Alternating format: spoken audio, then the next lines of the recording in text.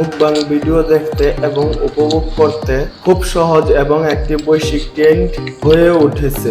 তাই যদি আপনি কখনো মন খারাপ অনুভব করেন বা খাবারের নতুন কিছু দেখতে চান, তাহলে মুকবাং ভিডিও আপনার জন্য একটি ভালো বিকল্প হতে পারে।